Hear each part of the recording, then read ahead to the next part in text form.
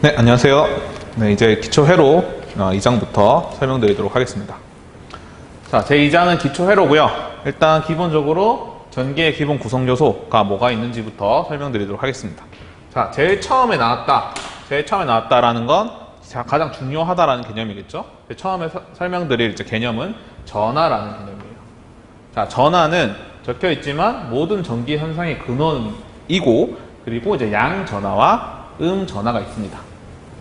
자, 그리고 전자 한 개, 저희가 이제 전자가 어떤 전하를 옮기는 그런 중요한 일꾼 같은 역할을 하는데, 그래서 전자 한 개가 가지는 전하량을 따로 정의를 해놨고요. 이것을 1.6 곱하기 10-19 쿨롱이다라고 기본 전하량이라고 부르는 걸 지금 정의가 되어 있는 상태입니다. 그래서 이건 어떤 외우실 필요는 없고, 뭐 물어볼 수도 있긴 한데, 뭐 이런 값을 굳이 물어볼 것 같지 않고, 이제 기본 전하량인 게 전하 한 개가 갖는 전하량이다라는 것 정도 기억해 주시면 되겠습니다. 그래서 전하의 성질은 앞에서 이제 양전하와 음전하가 있다 했는데, 두 가지 종류가 있기 때문에 이제 두 가지 종류의 전하가 서로 붙었을 때 어떤 성질을 가지는지 이때 정리해 놓은 것입니다. 그래서 생각해 보면은 굉장히 이제 당연한 얘기인데, 양전하끼리 붙었을 때는 반발을 하고, 그 다음에 마찬가지로 음전하끼리 붙었을 때는 반발을 하고, 그리고 두 가지 전하가 서로 이렇게 붙었을 때는 흡인하는 인력을 작용을 한다. 요렇게 오른쪽에 정리가 되어 있죠. 같은 종류의 전하끼리는 반발한다, 그죠? 그 다음에 다른 종류의 전하가 만나면 서로 흡입한다, 인력을 작용한다. 이렇게 전의 성질을 기억해 주시면 되겠습니다. 네, 그 다음에 넘어갈게요. 자, 다음은 전류 개념이 나왔습니다. 전류는 앞에서 전하가 어떤 전기적 성질을 띠고 있는 거라 그랬죠? 그런 전기적 성질을 띠고 있는 전하가 이동을 하면서 어떤 흐름이 만들어지겠죠. 전하가 흘러서 나가는 거, 아니면 흘러서 들어가는 거, 이런 흐름 자체를 전류라고 불러요. 그러니까 전하가 흘러서 나가는 흐름을 전류라고 부릅니다. 그 다음에 전류의 방향은 양전하가 이동하는 방향으로 정했어요. 정했다라는 거는 약속이에요, 약속. 그래서 약속이고 정한 거기 때문에 저렇게 기억해 주시면 되는 거죠. 이렇게 양전하가 이동하는 방향이다라고. 그 다음에 양전하가 이동하는 방향은 아까 말씀드린 것처럼 플러스는 플러스끼리 청력이고, 여기 만약에 플러스가 있어요. 그 다음에 이쪽에 마이너스가 있어요. 양전하가 이렇게 있으면 처음에 양전하가 뭐 조금 이렇게 중간에 그리지 말고, 처음에 여기 이쪽에 있어요. 이런 식으로. 여기서 양전하가 어디로 이동을 할까요? 전하의 성질에 따라서 같은 플러스끼리는 청력이 발생하니까 아래로 이동을 하겠죠? 아래로 이동을 했다가 마이너스에 가까워지면은 마이너스랑은 인력이 작용해서 서로 당기겠죠? 그럼 얘는 아래쪽으로 이동을 해요. 그렇죠? 결과적으로 전류의 방향은 플러스에서 마이너스로 흐른다라고 정의가 되어 있다는 걸 말씀드리는 거죠. 양전하가 이동하는 방향은. 자, 근데 앞에서 전자가 굉장히 중요하다고 말씀드렸어요. 전자가. 그래서 전자가 실제적으로 전하를 움직이는 건데, 근데 전자의 이동 방향은, 전자는 마이너스 전하를 띠거든요. 그죠? 전자는 반대로 플러스하고 마이너스 쓰는, 전자는 마이너스 전하를 띄어요. 그래서 아까랑 반대로 마이너스에서 청력에 의해서 위로 올라가고, 올라가면은 플러스 방향으로 흡입돼서 이렇게 들어가요. 즉 다시 얘기해서 마이너스에서 플러스 방향으로 이동을 해요. 그래서 저런 전자의 이동 방향은 우리가 전류의 방향으로 정해놓은 것과 반대예요. 자, 전자의 이동 방향은, 전자는 마이너스에서 플러스로 이동한다. 마이너스에서 플러스로 이동한다. 그 다음에 전류가 이동하는 방향은 플러스에서 마이너스. 그래서 서로 반대다. 뒤에서 계속 중요한 개념이라서 계속 헷갈리고 중요한 개념이라서 계속 말씀드리겠지만 일단 이렇게 정리를 해보고요. 그 다음에 전류의 세기. 전류의 세기를 정하는 공식이 있어요. 전류의 세기를 정하는 공식은 단위 시간 동안 동선의 단면을 통과하는 전하량이 얼마나 많은지. 그러니까 도선이 이렇게 있으면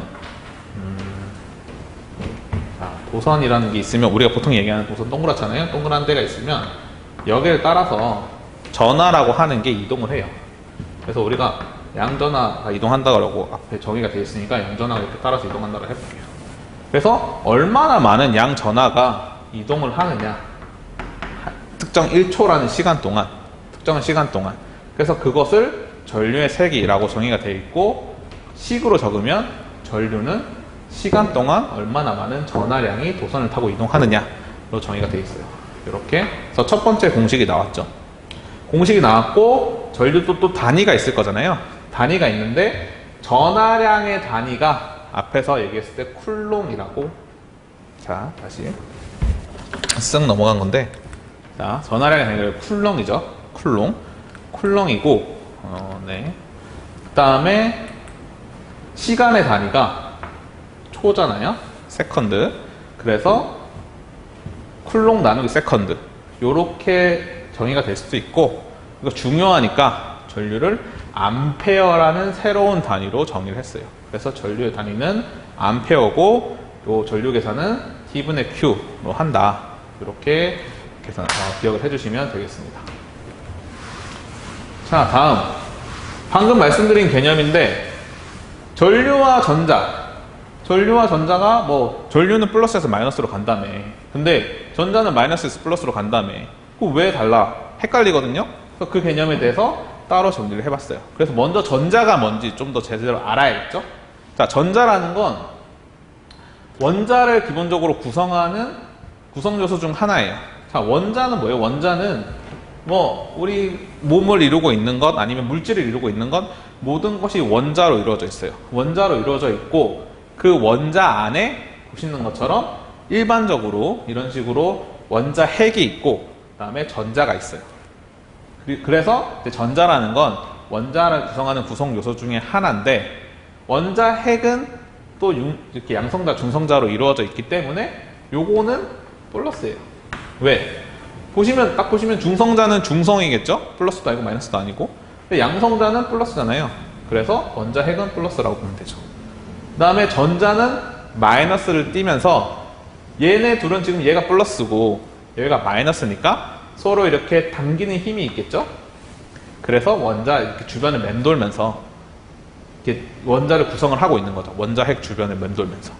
이렇게 돼 있는데, 일단 이 전자 중에, 이렇게 생긴 전자 중에 물질이 여러 가지가 다양하게 있잖아요. 다양하게 있는데 그 중에 금속 안에 존재하는 전자들은 자유전자라고 불러요. 자유전자. 자, 왜 자유전자라고 부르냐면, 지금 딱 보면 방금 말씀드린 것처럼 여기 원자 핵에 전자가 묶여 있는 것처럼 보이죠. 여기 이렇게 궤도도 그려져 있고. 그래서 얘네가 지금 인력이 적용되기 때문에 묶여 있는 것처럼 보여서 실제로 원자 안에 전자가 묶여 있는데, 금속 안에 있는 전자들은 비교적 자유로워요. 비교적 자유롭기 때문에 하나의 원자핵에 묶여 있는 게 아니라 금속 내에 자유롭게 돌아다녀요. 돌아다닐 수 있기 때문에 아까 뭐라고 말씀드렸죠? 전자가 전하를 옮긴다 그랬잖아요. 그러니까 전자가 전하를 옮길 수 있으니까 금속 내에서는 전류가 흐르죠. 전하가 이동을 하니까. 그래서 금속 내에서는 자유전자가 많다. 전자가 많으니까, 다시 얘기해서 전하량이 많다. 전하가 잘 흐른다. 전하량이 크다. 전하가 잘 흐른다. 그래서 얘기한 게, 그죠? 전하량은 전류의 세기랑 비례를 하죠. 다시 얘기하면 이거는 전류가 잘 흐른다. 그죠? 우리가 흔히 아는 상식이죠? 금속이 전류가 잘 흐르는 이유는 자유전자가 많기 때문에, 전자가 지 맘대로 막 움직이면서 전하를 잘 옮길 수 있기 때문이다 라고 기억해 주시면 되고, 실제로 이동을 하는 것, 실제로 이동하는 것, 전류가 흐르게 하는 것은 전자가 하는 거예요. 전류는 앞서서 말씀드린 것처럼 약속이에요. 약속.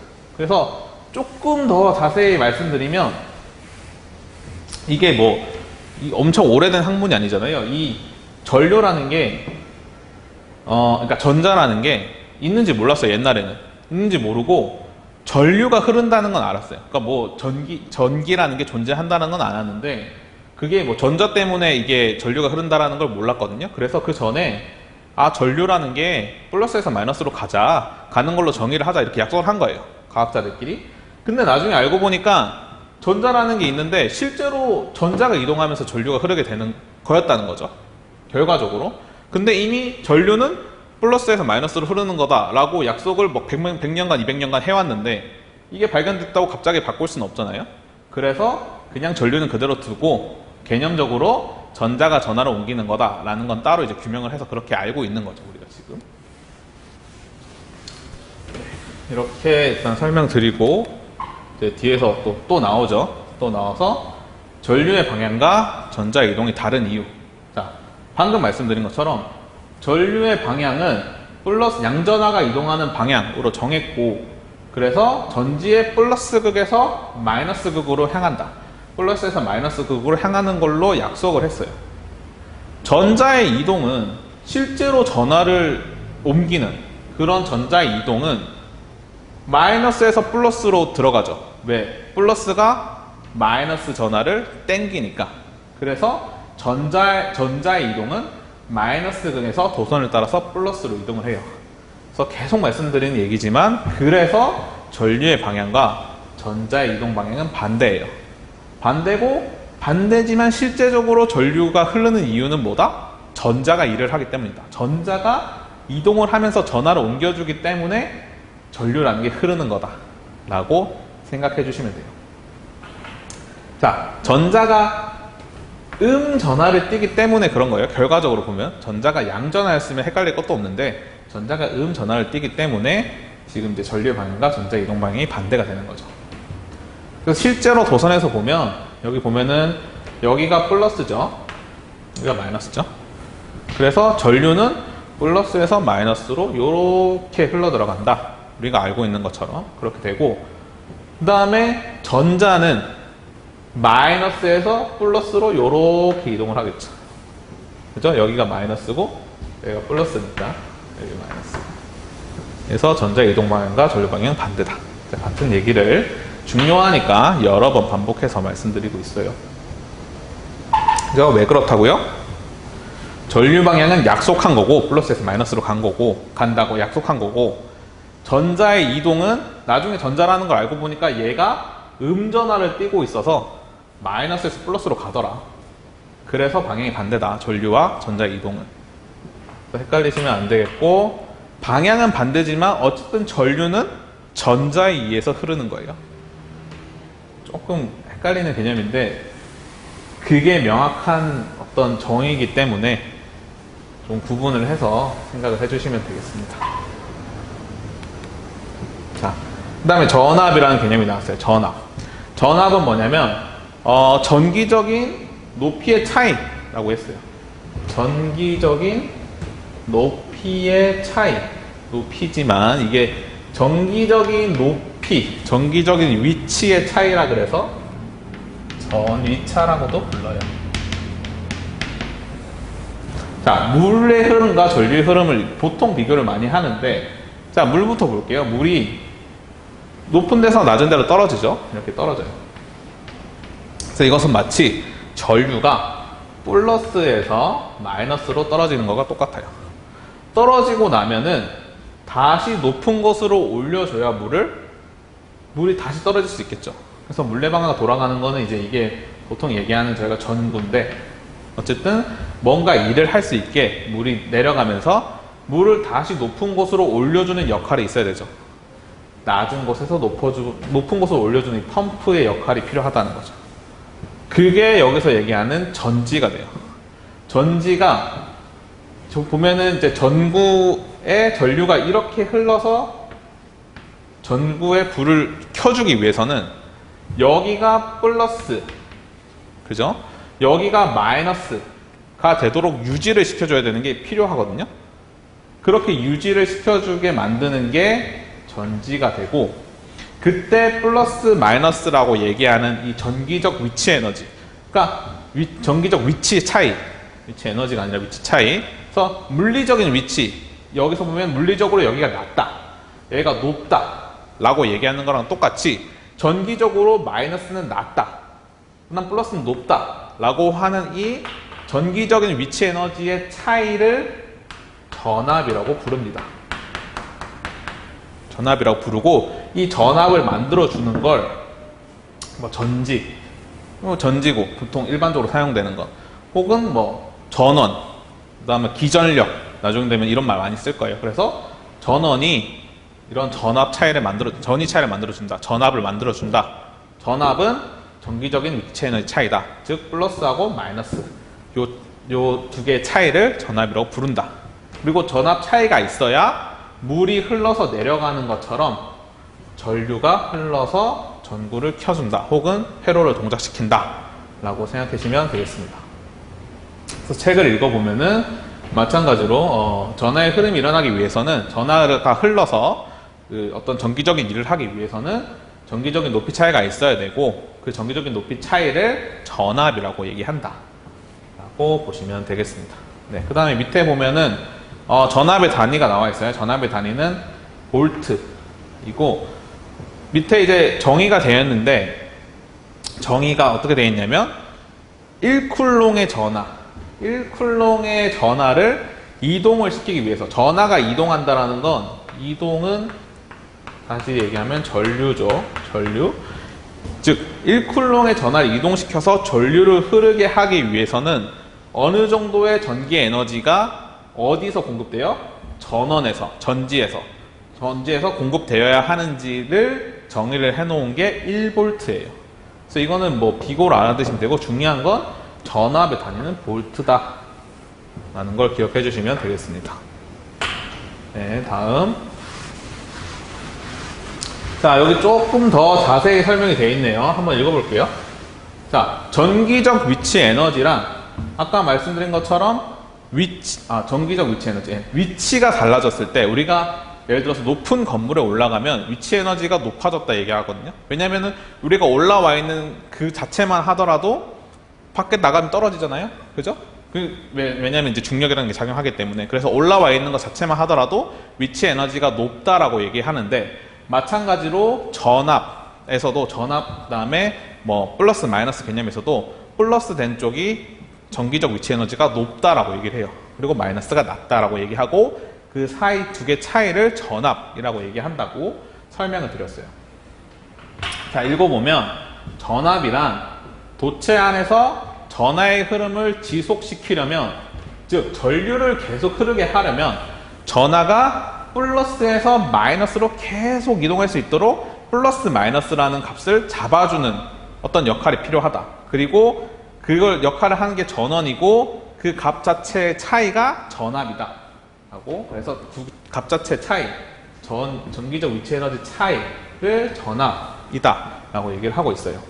그래서 이 상황은 물에서 보면 앞에서 얘기한 거랑 똑같지만, 높은 곳에서 낮은 곳으로 계속 물이 흐를 수 있도록 물을 펌프로 인해서 이렇게 위로 계속 끌어올려주는 역할이 필요하다.